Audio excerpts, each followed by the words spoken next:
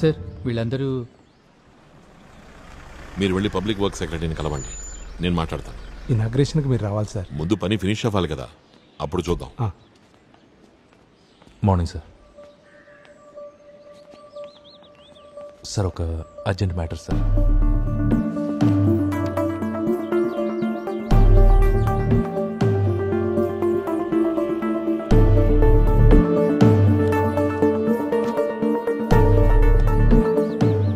Sir ఇది మీ government effect చేసే matter sir. అందుకే డెసిషన్ తీసుకునే ముందు మిమ్మల్ని కలవడానికి వచ్చాను. ప్రొసీడ్ అయిపో. Are you sure? అలెక్స్ నీలో కొంచెం confidence తగ్గినట్టుంది. 3 suspension sir.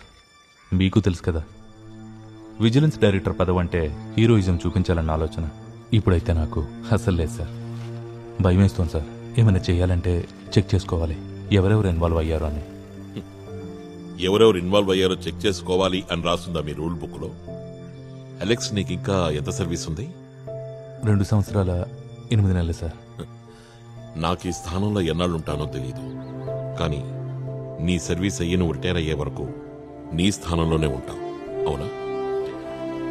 Thank you sir. Tax receipts agreements ముందే పంపించేశాను.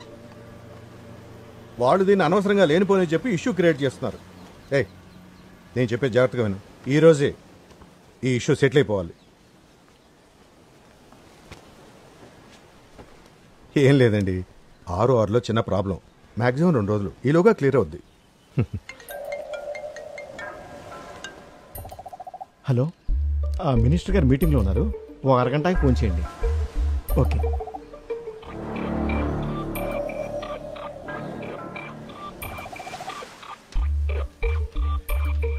ఫస్ట్లోనే నేను మీ దగ్గరకు వచ్చి ఉండాల్సింది. 8 నెలల నుంచి ఆఫీసుల చుట్టూ రౌండ్స్ వేస్తున్నాను. చూడు, మనం ఫాలో అవుతున్న ఈ బ్యూరోక్రసీ సిస్టంలో లెక్కలేనండి లూప్ హోల్స్ ఉన్నాయి కదూ.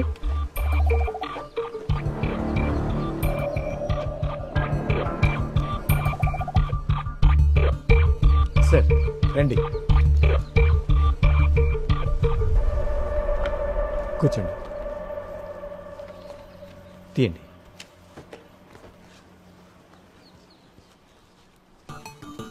$25 ఉన్నాయిగా? ఉన్నాయి సార్. రాజగోపాల్, నువ్వు టెన్షన్ పడాల్సిందేం లేదు, సరేనా? ఈ డబ్బులు ఏంటి ఏంట్రా ఇది? అరెస్ట్ చేయాలి సార్, సహకరించండి ప్లీజ్.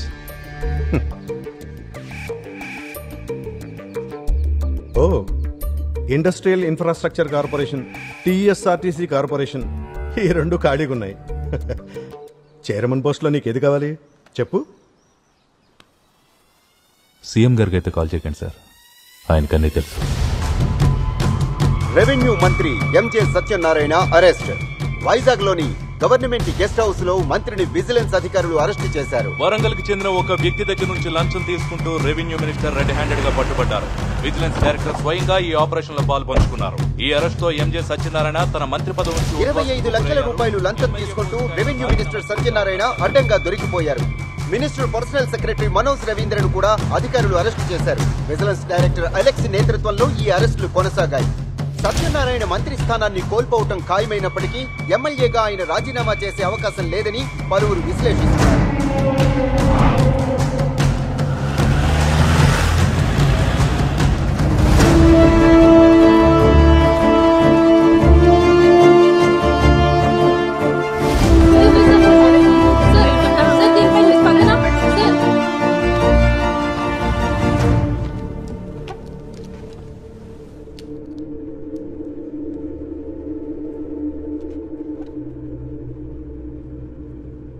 మేనిఫెస్టోలో మనం చేసిన ప్రధానమైన వాగ్దానం corruption free government, corruption free governance.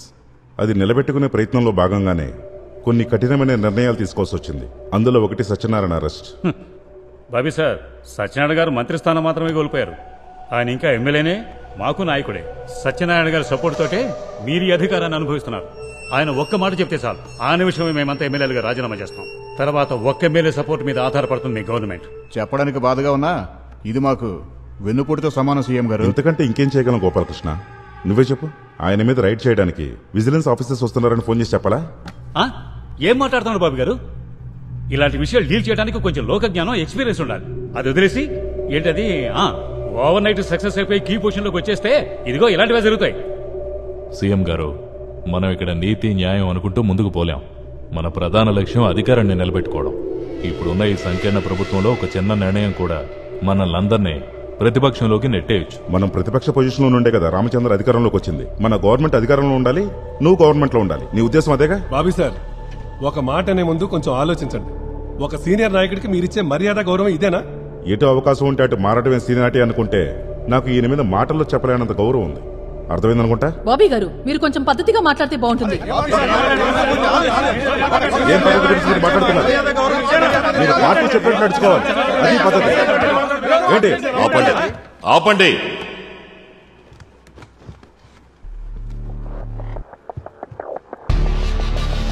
Satyanarayana మీద మాత్రమే కాదు, మిస్టర్ రామచంద్ర, మీ మీద కూడా చాలా కంప్లైంట్స్ ఉన్నాయి. ఎమ్మెల్యే కారుమంచి శ్రీకుమార్, ఎమ్మెల్యే నవీన్ రెడ్డి, ప్రతిపక్ష ఎమ్మెల్యే పి సురేంద్ర, వీళ్ళందరి మీద కూడా కంప్లైంట్స్ ఉన్నాయి. ఏదేమైనా నేను వీళ్ల మీద ఎంక్వైరీకి ఆదేశించాను. ఆరోపణలు రుజువైతే చట్టపరంగా చర్యలుంటాయి. అంతేకాదు, లిస్టులో పేర్లు పెరిగే అవకాశం ఉంది. అది చీఫ్ సెక్రటరీ ఇక్కడ కూర్చున్నప్పుడే అర్థమైంది. సాధారణంగా ఇలా జరగదు కదా. సీఎం ఒకటి అర్థం చేసుకోవాలి, మనకు పార్టీయే హైకమాండ్. మన వ్యక్తిగత అభిప్రాయాల కన్నా ఆదర్శాల కన్నా చాలా పవర్ఫుల్ పార్టీ. మన పార్టీలో ఎంతమంది సభ్యులున్నారు? ఏంటి? మన పార్టీలో ఎంతమందికి సభ్యత్వం ఉంది? 15 లక్షలు. 15 లక్షలు. 15 లక్షలు. నేను ఈ 15 లక్షల మందికి మాత్రమే ముఖ్యమంత్రిని కాను. తెలంగాణ రాష్ట్రంలో ఉన్న 3.5 కోట్ల జనాలకి నేను ముఖ్యమంత్రిని. అప్పుడు నేనెవరి పక్షాన ఉండాలి? నేను ఓవర్ నైట్ సక్సెస్ అయ్యానని కొంతమంది పొగుడుతారు, కొంతమంది విమర్శిస్తారు. కానీ మూర్తి గారు, కరెక్ట్గా 32 సంవత్సరాల 7 నెలలు పట్టింది నాకు ఈ ఓవర్ నైట్ సక్సెస్ రావడానికి. మన రాష్ట్ర ప్రభుత్వానికి గానీ పార్టీకి గానీ కళంకం తెచ్చే వ్యక్తుల ఆటల్ని నేను ముఖ్యమంత్రిగా ఎలాంటి పరిస్థితుల్లోనూ అనుమతించను. ఇది ఫైనల్. సీఎం, అందరం ఇప్పుడు ఇక్కడే ఉన్నాం. నీకు ధైర్యం ఉంటే ఫైల్ మీద ఇప్పుడే సైన్ చేయి. ధైర్యం ఉందా నీకు?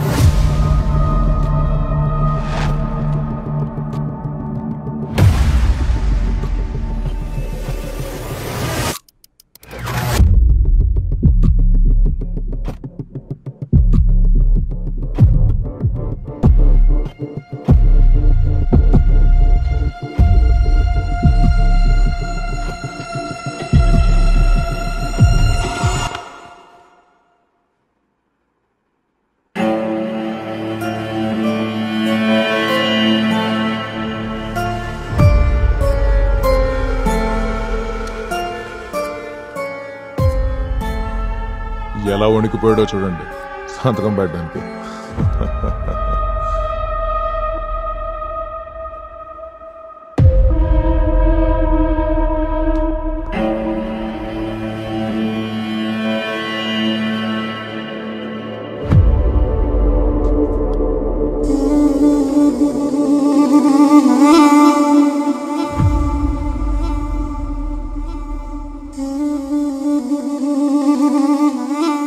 ఏంటి సార్? నా ఆఫీస్ సార్, అది 3rd ఫ్లోర్ కదా?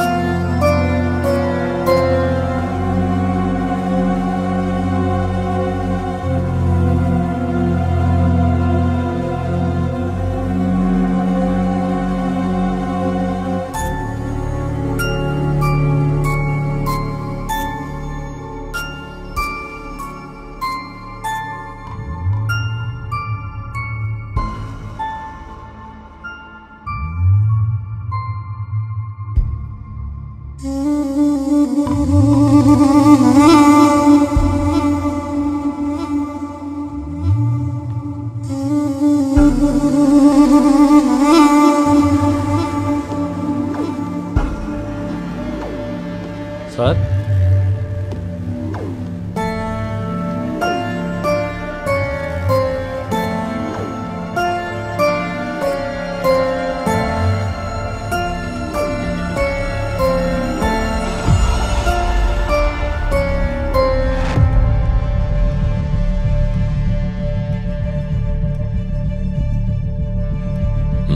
సార్ ఈ ఫైల్స్ని ఫార్వర్డ్ చేయమంటారా?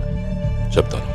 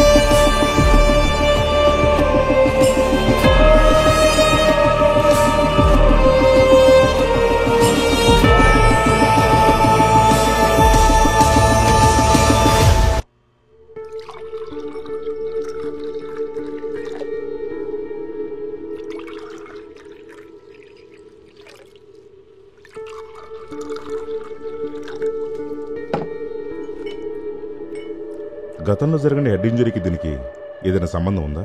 ఉండుండొచ్చు. ప్రస్తుతానికి అంతే చెప్పగలను. ఇంకా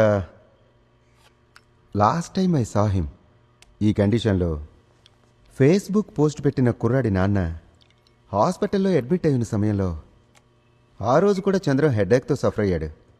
ఇప్పుడు వచ్చిన ప్రాబ్లం కూడా దానికి రిలేటెడ్ అయి ఉండొచ్చు.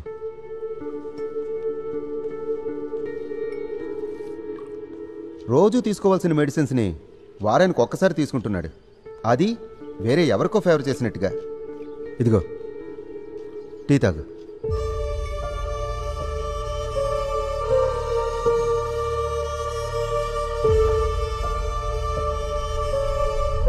పది నిమిషాల తర్వాత కదా నీకు నీ సిగ్నేచర్ గుర్తొచ్చింది. It's significant duration. ఇలా ఇంకోసారి జరగకుండా మనం జాగ్రత్తలు తీసుకోవాలి. దానికోసం నువ్వు నీ ఆరోగ్యం మీద మెడిసిన్స్ తీసుకోవడంలో కొంచెం శ్రద్ధ పెట్టాలి. మిగిలిన విషయాలు యాజ్ ఎ డాక్టర్ పేరేంటి? ఈ వ్యక్తికి అడ్వైజ్ ఇవ్వడం అంటే ఫూల్ అయిపోవడమే.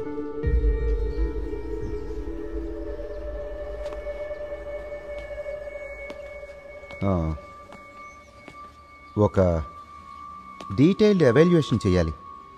నువ్వు బిజీ అని నాకు తెలుసు. కాలేజీలో చదువుకుంటున్న కుర్రాడు వయసు కాదనేది. మనసు కోరుకుంటున్నట్టు శరీరం సహకరించాలి ఎప్పుడు కూడా. చంద్రం, నీ చుట్టూ ఉన్నవాళ్ళు నీకు అన్ని విషయాల్లో సహాయం చేయగలరు. కానీ నీ సొంత ఆరోగ్యం విషయానికి వస్తే నీకు నువ్వే సాయం చేసుకోవాలి.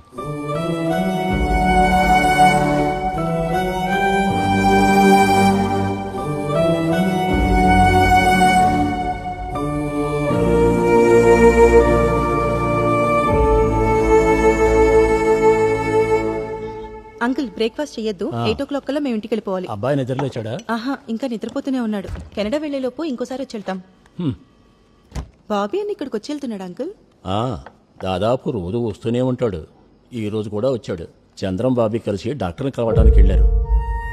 అది నువ్వు హై స్కూల్లో చదువుకునేటప్పుడు చంద్రం ఓ రోజు అన్నీ మర్చిపోయాడు. మళ్ళీ ఇంకోసారి అలా జరగదని అనుకున్నాం. కానీ ఈ రోజు ఉదయం మళ్ళీ మర్చిపోయాడు. ప్రాబ్లం ఏం లేదని డాక్టర్ చెప్పాడు. కానీ అందరం ఇక్కడే ఉన్నాం కదా. నేను దూరంగా వెళ్ళిపోతున్నాను కదా అంకుల్. ఆయన కూడా అందరిలాగే పెళ్లి చేసుకుని ఉంటే నాకు టెన్షన్ ఉండేది కాదు. కానీ ఇప్పుడు అదెలా జరుగుతుంది? ఈ వివాహ జీవితంలోకి వెళ్ళటం అంటే సమస్యల్లో ఇరుక్కోవటమే అని చెప్తుంటాడు. ఇంకో పక్క అందరి సమస్యలు తెచ్చి నెత్తిన పెట్టుకుంటాడు. ప్రజా జీవితం అంటే అంతకంటే ఇంకేముంటుంది?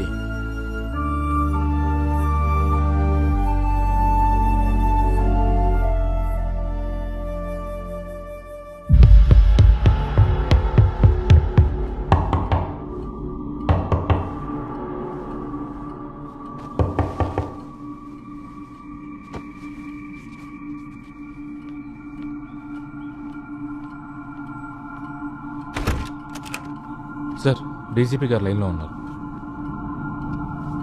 ఈ రోజు ఉదయం 6 గంటల సమయంలో ఈ ఫ్లైఓవర్ కుప్పకూలింది. ఫ్లైఓవర్ కూలిన ఆ సమయంలో కింద ఉన్న రోడ్డు మీద ప్రయాణిస్తున్న అనేక వాహనాల్లో కొన్నిటి మీద ఈ ఫ్లైఓవర్ శిథిలాలు పడ్డాయి. ఇప్పటి వరకు 12 మంది మరణించారని మనకందిన సమాచారం. గాయపడ్డ 40 మందిలో 6 పరిస్థితి విషమంగా ఉంది. ప్రమాద స్థలంలో జిల్లా కలెక్టర్ గారి ఆధ్వర్యంలో సహాయక చర్యలు ముమ్మరంగా కొనసాగుతున్నాయి. ఈ బ్రిడ్జ్ నిర్మాణంలో భారీగా అవకతవకలు జరిగాయని, కోట్ల కొద్ది డబ్బు చేతులు మారిందని వార్తలు వస్తున్నాయి. జిల్లా కలెక్టర్ గారి ఆధ్వర్యంలో శిథిలాల తొలగింపు, బాధితులను హాస్పిటల్ తరలించే ప్రక్రియ ఇంకా కొనసాగుతుంది.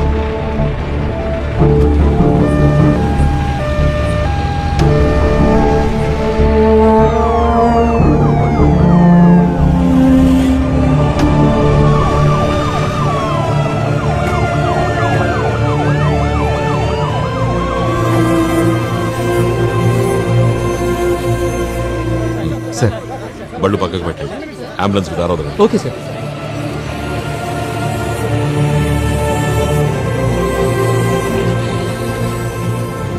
సార్, 2 మనుషులు ఆన్ ది స్పాట్ మరణించారు. Around 4 to 5 people are seriously injured. Total గా 25 to 30 casualties, sir, including children.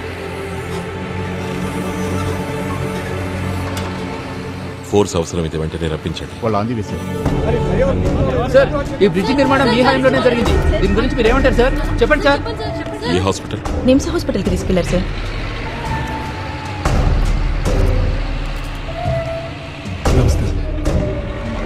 మీతో మాట్లాడాలన్నా హాస్పిటల్కి వచ్చాను.